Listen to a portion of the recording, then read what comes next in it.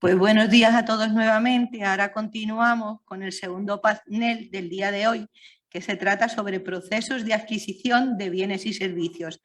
Y tenemos con nosotros al moderador Luis Sánchez Betances. Luis Sánchez Betances, pase por acá.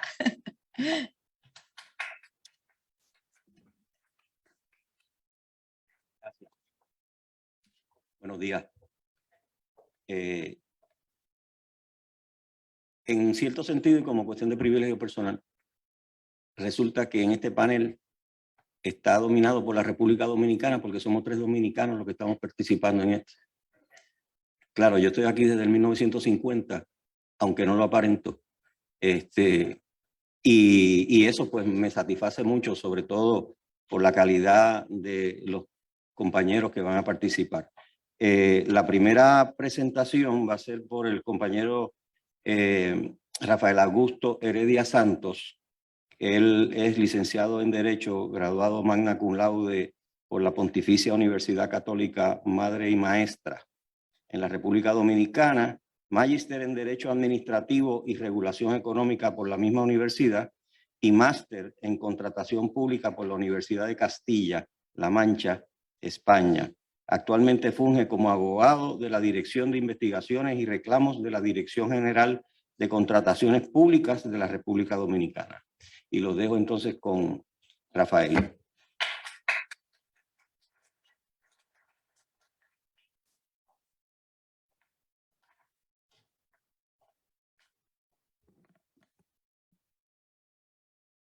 Buenas tardes.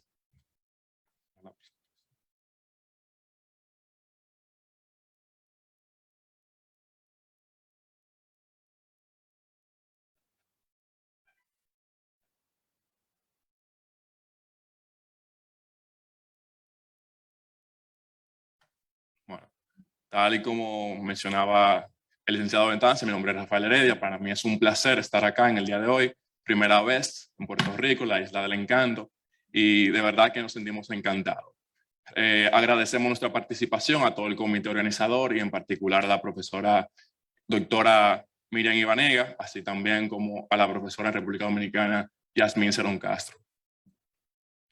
En el día de hoy venimos a conversar un poco sobre la colusión en la contratación pública, su mecanismo de prevención, su mecanismo de detección. Actualmente, este es un tema que es relativamente novedoso en el derecho administrativo. No hay, dependiendo de la jurisdicción, no hay tantas decisiones al respecto. En algunas hay más que otras y en otras, por ejemplo, como la República Dominicana, no tenemos una decisiones sobre este tema. Y nada, si me permiten poner la presentación.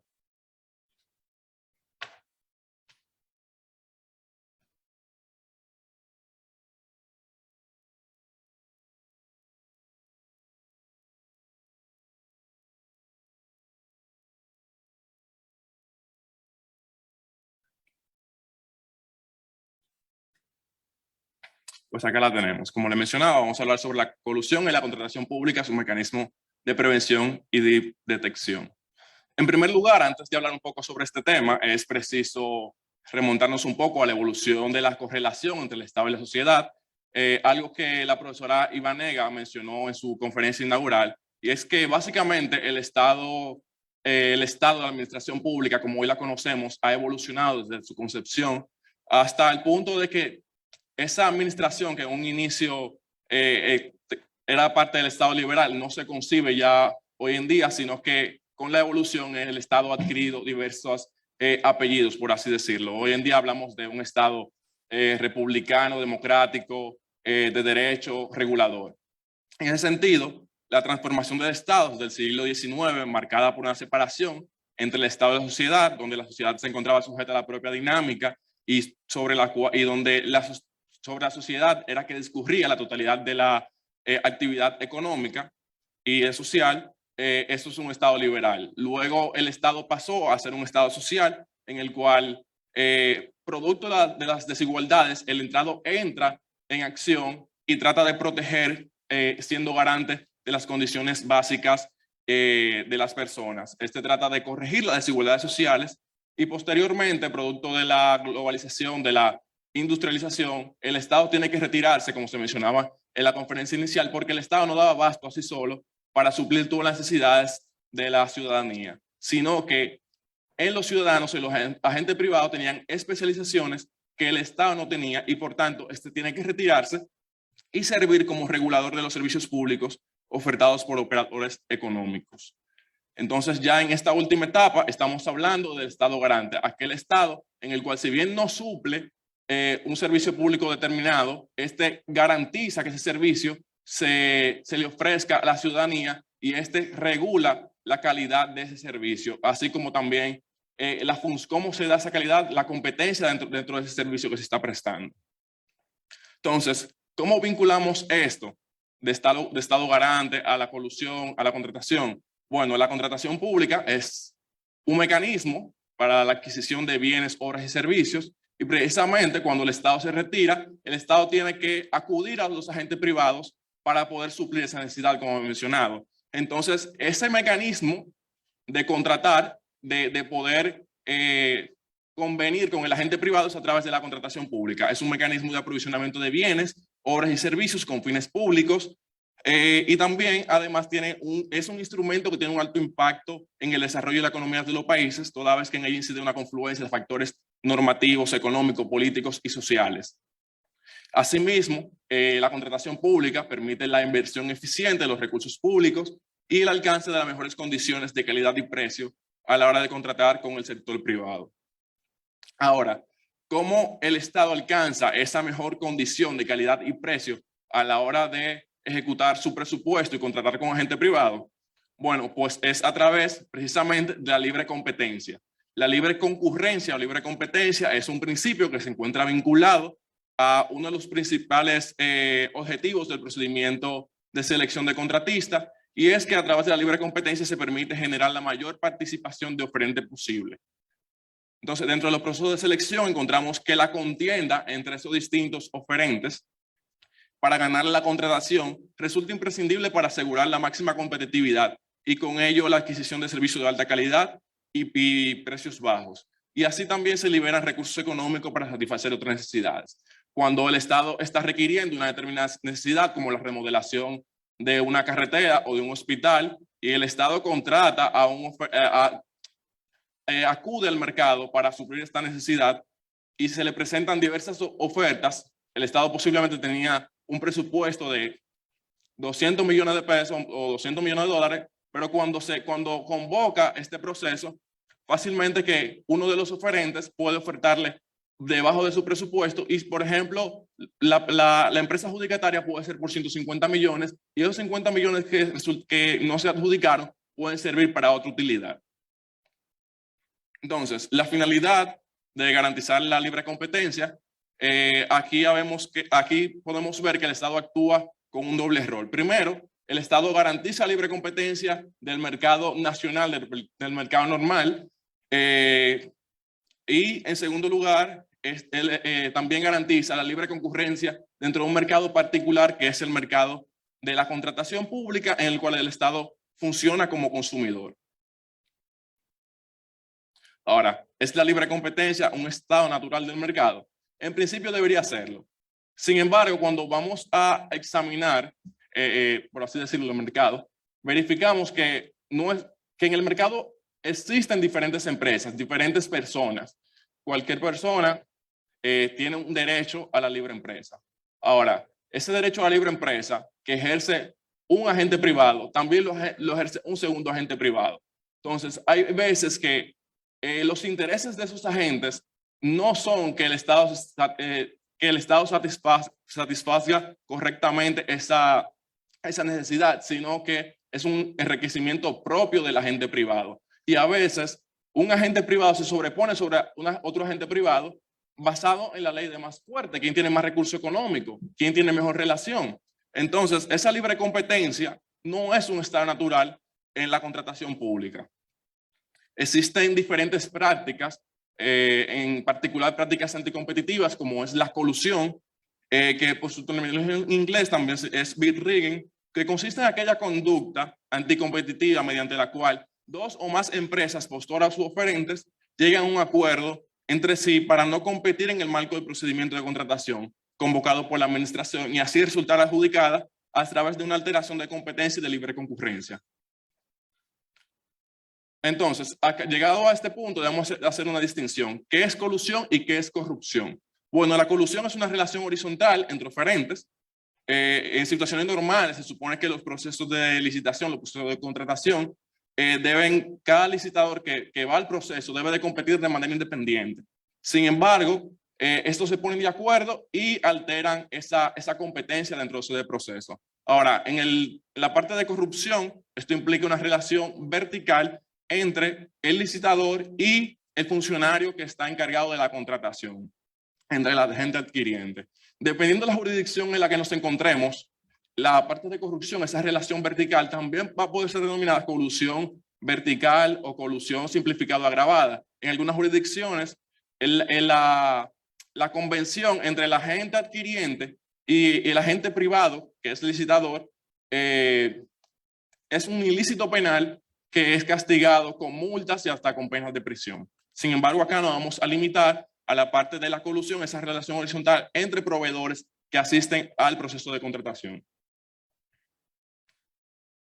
Cuando hablamos de colusión, podemos verificar que existen muchas modalidades. Ahora, hay 4 modalidades que son las principales. La primera de ellas es la oferta de resguardo, luego está la supresión de la oferta, la asignación del mercado y la rotación de ofertas.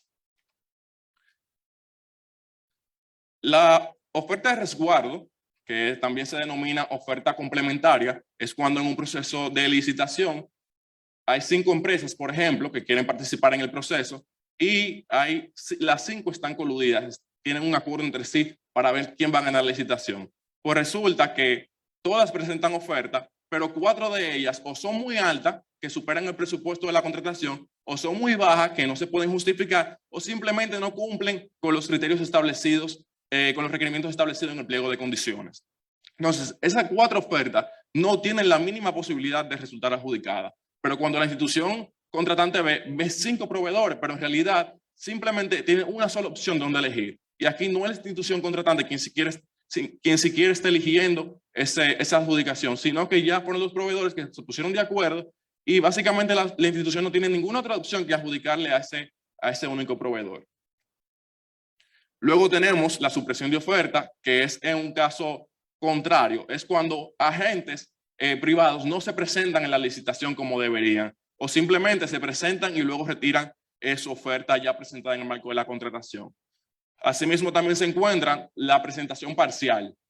Un caso particular pudiera ser en el que el Estado quiere comprar 500 ítems o 500 unidades de un medicamento particular y simplemente una empresa ofrece 200, otra ofrece 200 y una tercera ofrece 100. Si podemos, a la hora de evaluar el proceso, podemos ver que entre las 3 empresas justamente suman la cantidad requerida por la institución. Pero la realidad es que cada empresa por sí sola podía haber presentado las 500, pero en este caso deciden no competir entre ellas y resultar todas adjudicatarias. En ese mismo caso también puede ser de que una empresa participe y las otras 2 no participen, o que las 3 empresas participen y 2 de ellas se retiren del proceso de la licitación antes de la apertura de los sobres.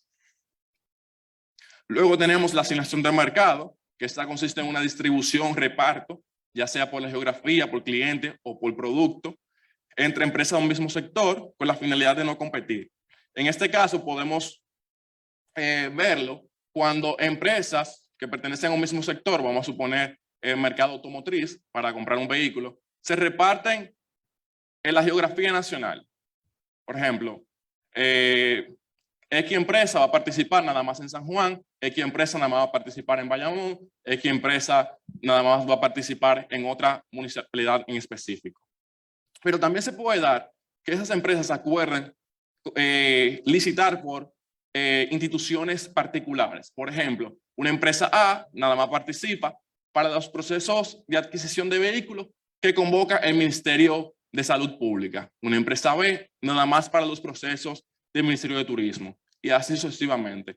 Vamos a ver que si bien empresa A, B y C pudieron ser pudieron presentar ofertas de manera simultánea en uno de sus procesos. En este caso simplemente deciden dividirse el mercado y siempre resultan ganadoras una y otra. Y por último tenemos la rotación de las ofertas, que no es más que cuando estos oferentes, esas empresas postoras, llegan también a un acuerdo, pero en este caso es para resultar adjudicada, o dos, para realizar una práctica competitiva. Como le mencionaba anteriormente, hay empresas que presentan ofertas que no tienen la mínima posibilidad. Pues en este caso, en la rotación de ofertas, simplemente la empresa A es designada para ganar la licitación. La empresa B propone una oferta económica que no es sustentable o que es muy alta y no puede resultar adjudicada, y la empresa C decide abstenerse a presentar o presenta una propuesta y la retira. Pero resulta que en otro proceso la situación se invierte.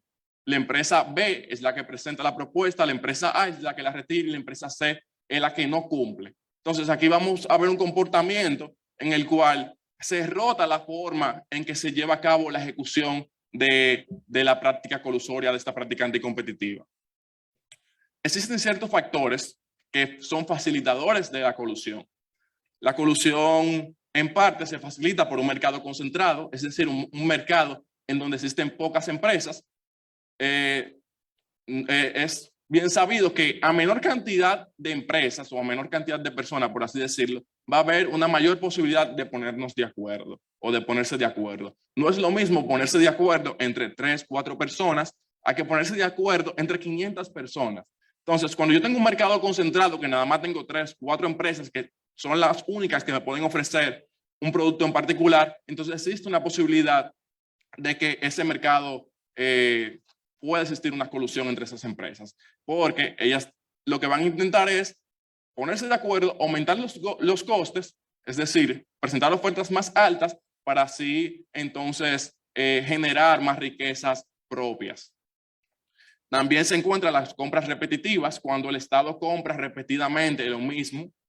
Ya los oferentes saben de antemano cuál es el contenido de los documentos de la licitación. Ya saben cuál es el contenido de ese documento marco, de ese pliego de condiciones. ¿Cuáles son esas condiciones que requiere el Estado para participar? Entonces, cuando ya los oferentes saben por dónde irse, si tienen que irse por la izquierda o tienen que irse por la derecha. Entonces, eso también facilita. Luego tenemos bienes con pocos sustitutos, que se asimila un poco a la concentración del mercado, pero en este caso no es por la empresa, sino por el producto mismo. Cuando tenemos productos en particulares que no pueden ser sustituidos por otros. Por ejemplo, medicamentos de alto costo para el tratamiento del cáncer. Son productos que hay veces que nada más un solo laboratorio es que puede hacer este producto, y son 2 o 3 empresas que tienen este producto. No es lo mismo comprar un producto para un antigripal, que pueden haber 500 empresas que fabriquen antigripales, a que se compre un producto de alto costo como es para el tratamiento del cáncer. Entonces luego tenemos las acciones gremiales. Si bien la asociación gremial no por sí sola no constituye un facilitador de la colusión, en algunos casos se han visto que precisamente son esas asociaciones en las cuales las empresas que pertenecen a ese mercado en particular se ponen de acuerdo en reuniones del gremio. En el caso de Chile, se puede ver un ejemplo, y es que en el 2016-17, el Tribunal de Defensa de la Competencia en Chile decidió eliminar, por así decirlo, la asociación de productores avícolas, porque las empresas que estaban participando en el procedimiento de licitación con relación a la compra de pollo estaban coludidas, y la colusión se daba en las reuniones del gremio. En el gremio se compartían información de estrategia de ventas, de costes. También decidían en cuáles licitaciones se iban a participar. Entonces, cuando explota la situación que la Fiscalía Nacional Económica va contra esas personas, se dan cuenta que es en el gremio que sucede esta situación y el tribunal ordena la eliminación de ese gremio. También tenemos los vínculos estructurales. Hay empresas que tienen, si bien tienen personalidades jurídicas distintas, tienen accionistas en común, e inclusive empresas que también tienen personalidades jurídicas distintas, tienen accionistas distintos, pero tienen empleados que son similares o que son los mismos. A veces que tienen un mismo contador o tienen una misma persona que le presenta la oferta ante esas instituciones.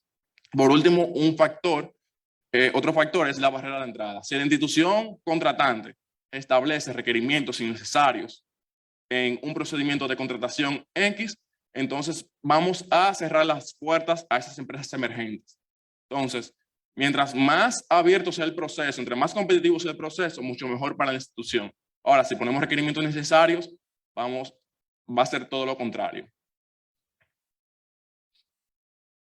Ahora, luego que vimos esos factores de facilitación, tenemos unos mecanismos de prevención.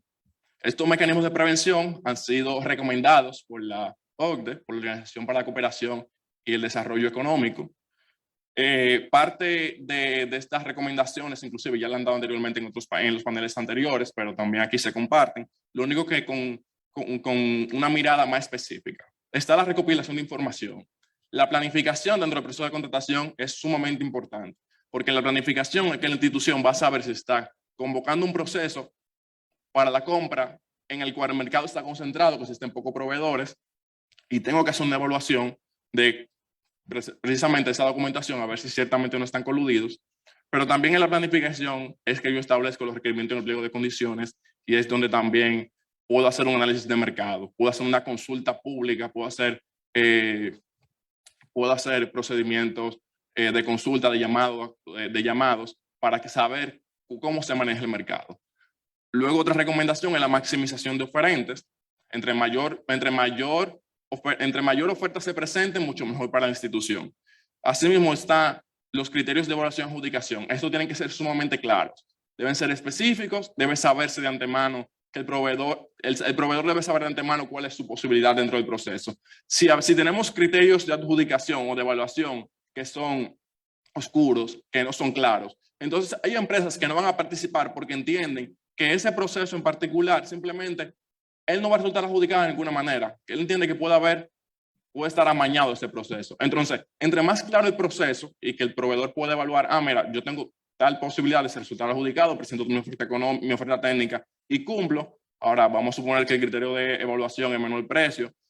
Simplemente cuando se abran las ofertas económicas, si tengo el menor precio, entonces yo resulto adjudicada y es un procedimiento lógico que se va a hacer. Ahora, si tengo criterios que son oscuros, que son arbitrarios, que son discrecionales, entonces el proveedor no va a saber si participar o no. En muchos casos, este se va a restringir de participar porque las empresas que siempre participan son siempre las empresas que siempre resultan adjudicatarias. Luego tenemos la reducción de relación entre oferentes. Es importante que las instituciones hagan uso de la contratación electrónica, porque cuando convocan un procedimiento, cuando solicitan aclaraciones, cuando permiten que las puertas se entreguen en físico, puede ser que 5 proveedores que no se conocían, pues a la hora de ir a la apertura, pues a la hora de presentar las ofertas, estos 5 proveedores se conocen, entablan una relación de amistad y conlleva también a que entablen una relación de negocio. Y parte de esa relación de negocio es, vamos a tratar de no competir entre nosotros para resultar adjudicado y que todos tengamos una porción de ese pastel, de ese gran pastel que es la contratación pública, que es donde la principal fuente de ejecución del Producto Interno Bruto. Luego está la creación de conciencia. Es necesario que las instituciones capaciten, que el Estado capacite a sus funcionarios. De nada sirve que yo tenga un funcionario que esté evaluando y no tenga conocimiento sobre la contratación pública o no tenga conocimiento sobre el mercado particular en el que estoy contratando. Es importante que se tenga conocimiento, uno, sobre la contratación pública, pero también sobre las prácticas anticompetitivas que se dan en la contratación pública. Pero es más importante también que se tenga conocimiento sobre el mercado que estoy contratando. Fácilmente, un agente, un servidor público que sabe de derecho administrativo, que sabe de contratación pública, tiene un desempeño diferente en un ministerio y en otro. ¿Por qué? Porque no es lo mismo contratar en el Ministerio de Salud Pública, donde yo voy a contratar medicamentos, tengo que tener un mínimo de conocimiento para saber con qué mercado estoy contratando, a que yo contratar con el mercado de con el Ministerio de Turismo. No va a ser lo mismo. Cada uno tiene su especialidad. Por último, está la adopción del programa de cumplimiento regulatorio que se mencionaba anteriormente. Este programa no debe dejarse solamente a que los agentes privados adopten los programas de cumplimiento. Es importante que también el Estado tenga su programa de cumplimiento regulatorio para así poder evaluar qué se está haciendo a nivel interno y evaluar esas posibles violaciones a la norma. Recientemente, la República Dominicana se acaba de emitir una guía de debida diligencia, y es precisamente para orientar a instituciones de cómo deben de realizar una debida diligencia y así poder identificar conflictos de intereses, si hay proveedores que están dentro del régimen de inhabilidad, pero también para identificar si hay proveedores que están coludidos. Luego tenemos los mecanismos de detección. ¿Cómo yo detecto un acuerdo colusorio? La realidad es que la colusión en la contratación pública o la concertación fuera de la contratación pública no va a haber necesariamente un escrito en el que digamos, mira, vamos a ponernos de acuerdo en un documento y ese documento va a estar firmado por los 4 oferentes. Regularmente esto se puede determinar a partir del comportamiento y de la documentación que recibo y que puedo verificar. El primer mecanismo es la identificación de patrones y señales de advertencia en la presentación de oferta. Un proveedor siempre gana en la misma institución. Un oferente siempre pierde cuando presenta una oferta. La oferta siempre está mal preparada o con porcentaje de diferencia entre una y otra en la oferta económica. Si A me ofrece 5 pesos, entonces B me ofrece 10. Y siempre así. Entonces tenemos que verificar ese comportamiento en la contratación, en el tiempo. ¿Cuáles son las empresas que están resultando adjudicadas en la institución? Ahí también yo puedo identificar, mira, cuando yo evalúo en 20 procesos, veo que en 8 procesos A resultado adjudicada y en 8 procesos B resultado adjudicada y tienen montos similares. Entonces, eso me debe levantar una alarma para la próxima licitación o para hacer una investigación dentro de esos procesos.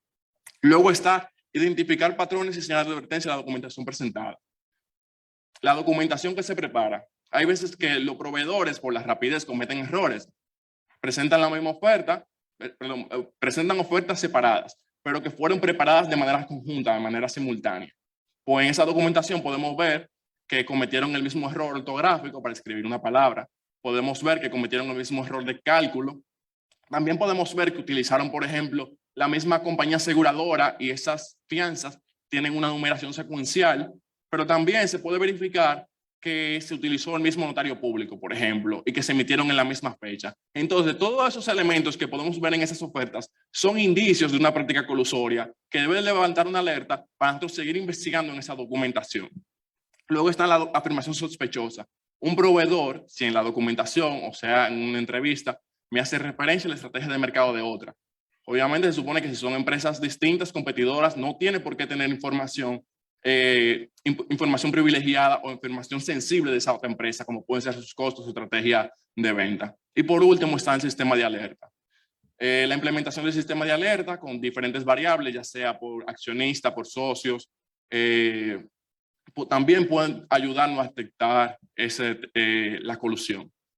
Actualmente, si mal no recuerdo, en Europa se está trabajando en un sistema de inteligencia artificial que pueda escanear y evaluar la documentación presentada, con un algoritmo también que identifica el cambio de comportamiento de los proveedores. Porque hay veces que identifico la práctica colusoria, pero ya la otra persona que venga va a hacer en un siguiente proceso y ya sabe que cómo lo identificamos, va a cambiar la estrategia y van a utilizar otra manera. Entonces, siempre los agentes privados van a estar, en la mayoría de ocasiones, adelantados a la administración. Entonces, un sistema de inteligencia artificial que funcione y que sea aprobado podría ser un buen mecanismo para la administración pública. Luego tenemos las repercusiones. Hemos hablado mucho de colusión hoy, pero sobre cuáles son los efectos de esta práctica. Bueno, el primer efecto se da sobre las empresas que no forman parte de ese acuerdo colusorio y es que hay una disminución de las posibilidades. No es lo mismo participar en un proceso con cinco empresas y que 3 de ellas estén coludidas y 2 no. Esas 3 empresas coludidas van a tener un mayor chance que esas 2 porque son 3 contra 2 o 4 contra 1 dependiendo del proceso. Pero también los efectos van a recaer sobre la institución contratante. Va a haber un aumento de costos porque al ponernos de acuerdo también vamos a hacer una fijación de precios. Vamos a aumentar los costos. La institución tiene que comprarnos al precio que nosotros queramos. Si el proceso tiene que declararse desierto, pues no ofertamos ninguno. El proceso de declararse desierto, se aumenta el presupuesto y ya en la siguiente licitación entonces sí resultamos adjudicados. Pero se declaró desierto, tuvieron que aumentar el 25%, por ejemplo, del presupuesto que se tenía establecido para la compra de un determinado producto, bien u obra. Pero también el Estado resulta perjudicado, también por el aumento de costo y por la disminución de la calidad de los productos. Hay veces que convoco X procedimiento, vamos a suponer para la remodelación de un hospital. Algo sensible, un tema sensible. Pues resulta que quienes resultan adjudicadas me elevan los precios de los productos y me instalan en la remodelación producto de poca calidad. Pues resulta que a un año de la remodelación, a 6 meses de la remodelación, el hospital lleno de agua, se me dañan los equipos, entonces al final me salió mucho más caro el proceso y también tampoco me funcionó lo que me hicieron. Entonces al final están resultando perjudicados el Estado, la institución contratante, pero sobre todo el ciudadano y el consumidor. ¿Por qué? Porque al final el Estado no trabaja para sí solo. El trabajo es una figura jurídica que se inventaron las personas para poder convivir en sociedad. El Estado, la administración pública, trabaja para los ciudadanos, para la satisfacción del interés general.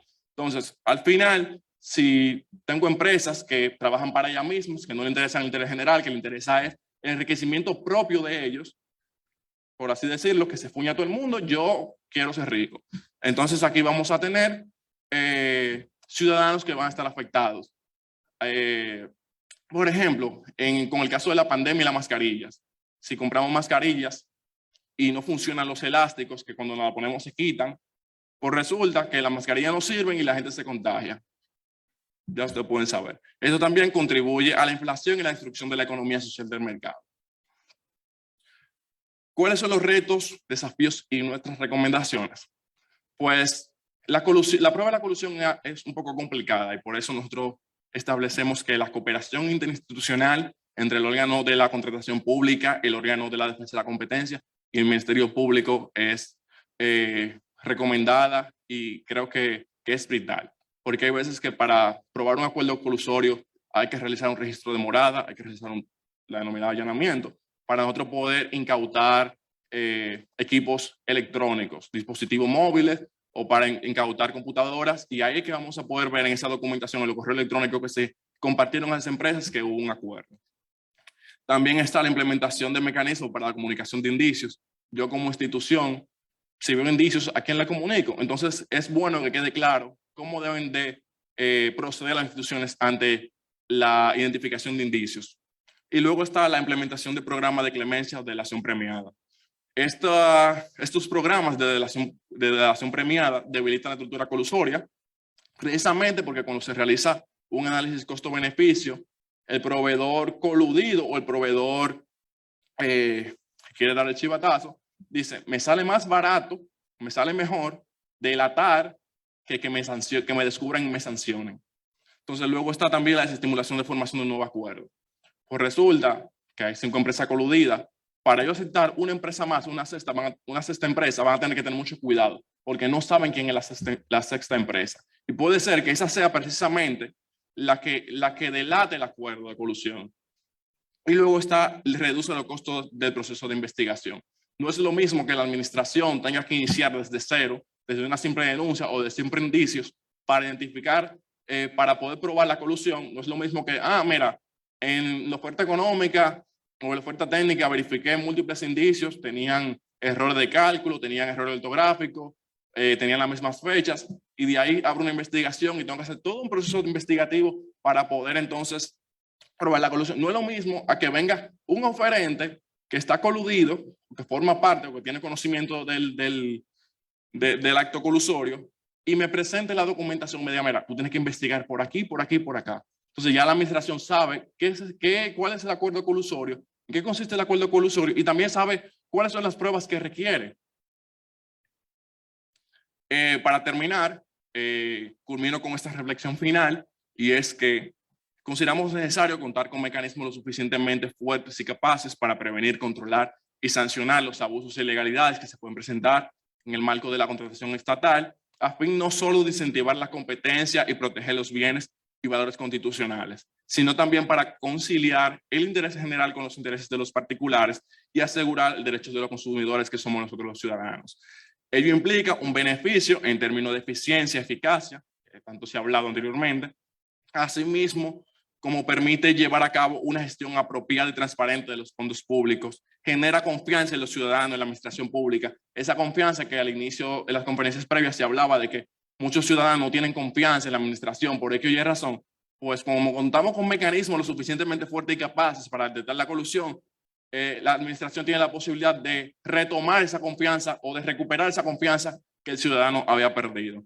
Y también fomenta la inversión privada y contribuye al crecimiento e innovación de las empresas emergentes. Muchas gracias.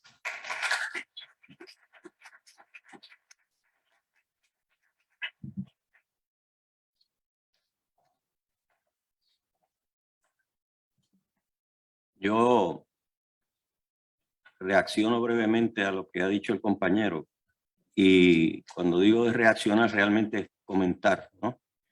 Porque aquí hay en Puerto Rico tantos mecanismos de protección o de garantizar la subasta o las solicitudes de propuesta, que es un mecanismo que se está utilizando mucho más común, claro, cuando no es comprar un particular equipo o bien que puede ser sujeto de subasta.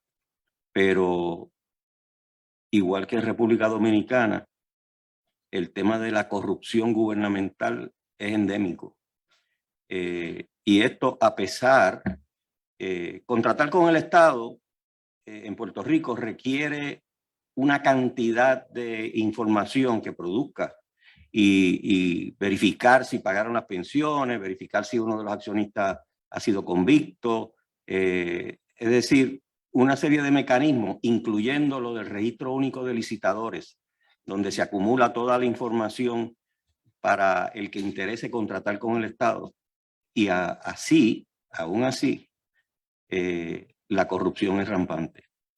Y lo hemos experimentado recientemente con la cantidad de casos sonados que han ocurrido recientemente. Pero ¿cómo, aparte de otros mecanismos que puedan, como dijo el compañero, manejar o asegurar la menor colusión posible, que yo creo que aquí ya eso como que no es tan importante porque se sabe quiénes son quiénes y qué interés puedan tener en un tipo de industria o producto? Y por lo menos yo he visto menos casos de colusión que los de corrupción. Así que el tema de la colusión, que es uno de los elementos base para evitar el mal manejo de los fondos públicos y lo que le cuesta a la sociedad, lo que le cuesta al Estado, o la colusión o la corrupción, pues me parece que hace falta algo más que meramente instituciones y procesos. ¿Cómo lograr esa transformación? Es el reto. Y si, como ocurre aquí muchas veces, el funcionario público es el que resulta inculpado o que cumple cárcel y el empresario es el que resulta, vamos a decir, victorioso, donde sale sin rasguño en el proceso porque se quería coger al alcalde, pero entonces se queda el mega empresario con todos sus negocios y haciendo lo mismo, y queda el alcalde, que usualmente es un peón en un tablero mucho más grande.